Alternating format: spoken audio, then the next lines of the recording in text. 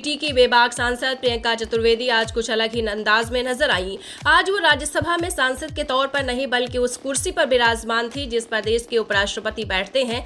क्यों और कैसे बताएंगे, लेकिन पहले देखें प्रियंका का ये अंदाज जो चर्चा का विषय बना हुआ है। आप बैठ जाइए, मैं इस कुर्सी पर विराजमान हूँ, आप इसकी अवहेलना नहीं कर सकते। प्रियंका जिस तरीके से सांसदों को डांट रही हैं तो उनके चेहरे पर एक खुशी भी नजर आ रही है। उसे देखकर एक अंदाजा लगाया जा सकता है कि वो इस कुर्सी पर बैठकर कितनी एक्साइटेड हैं। तो आपके मन में सवाल होगा कि आखिर प्रियंका चतुर्वेदी राज्यसभा के सत्र की अध्यक्षता कैसे कर रही थी।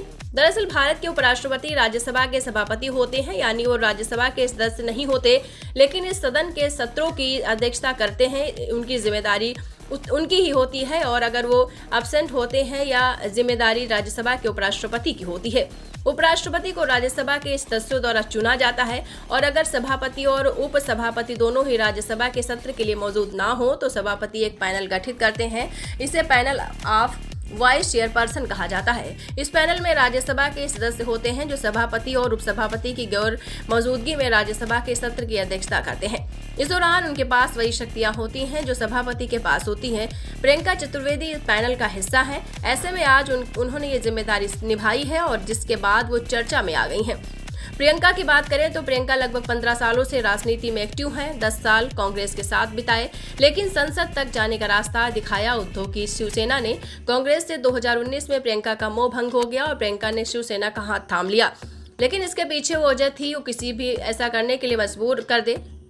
वैसा तो प्रियंका बेहद बेबाक और खुलकर बोलने वाली महिला है, लेकिन कांग्रेस के साथ रहते हुए उनके साथ ऐसा कुछ हुआ जो उन्होंने कांग्रेस के साथ 10 साल पुराना अपना नाता तोड़ उद्धव वाली पार्टी को चुन लिया। प्रियंका की वफादारी का अंदाजा इसी बात से लगाया जा सकता है कि वो अभी भी उद्धव और उनकी पार्टी के साथ बनी रही। जब एकनाथ शिंदे चुनकर शिवसेना से विधेयकों और सांसदों को तोड़कर बीजेपी के पास ले जा रहे थे, लेकिन फिर ऐसा क्या हुआ कि प्रियंका ने वफादारी कांग्रेस के साथ नहीं दिखाई और उनका 10 सालों में मोह भंग हो गया।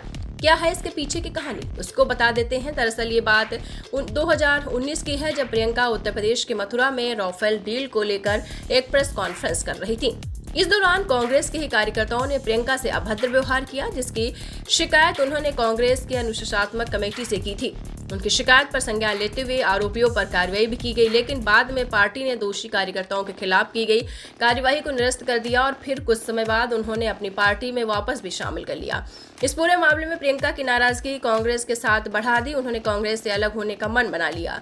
अपनी नाराजगी का जिक्र करते हुए प्रियंका चतुर्वेदी ने उस वक्त ट्विटर पर लिखा, बड़े दुख की बात है कि पार्टी मारपीट करने वाले बदमाशों को अधिक वरीयता दे रही है, यानी कि आपको बता दें प्रायोरिटी देती है बजाय जो खून पसीने के साथ काम करते हैं। पार्टी के लिए मैंने अभद्र भाषा से लेकर हाथापाई तक की, लेकिन फिर भी जिन लोगों ने मुझे पार्टी के अंदर धमकी दी उसके साथ कोई भी ठोस कार्रवाई नहीं हुई।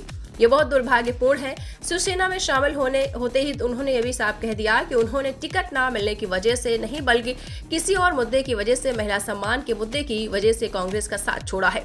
प्रियंका का परिवार मूल रूप से मथुरा का है, लेकिन उनका जन्म मुंबई में हुआ है। यही पली बढ़ी और राजनीति का कहर सीखा। प्रियंका ने अपने करियर की शुरुआत मीडिया, पीआर और इवेंट मैनेजमेंट कंपनी से की, जहां बतौर डायरेक्टर काम करती थी।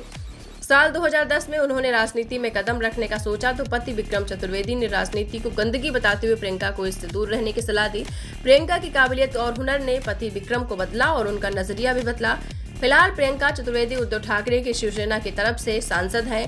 राज्यसभा की ओर से काफी बेबाक अंदाज और मुखर होकर बोलने के लिए जानी जाती हैं। और आपको हमारी रिपोर्ट प्रियंका चतुर्वेदी पर बनी कैसी लगी? पढ़ते रहिए fight against criminal daily newspaper. आज की खबर में बस इतना ही। वीडियो को लाइक करें और चैनल को सब्सक्राइब कर ले, जिससे आने वाली वीडियो की नोटिफिकेशन आपको मिलती रहे।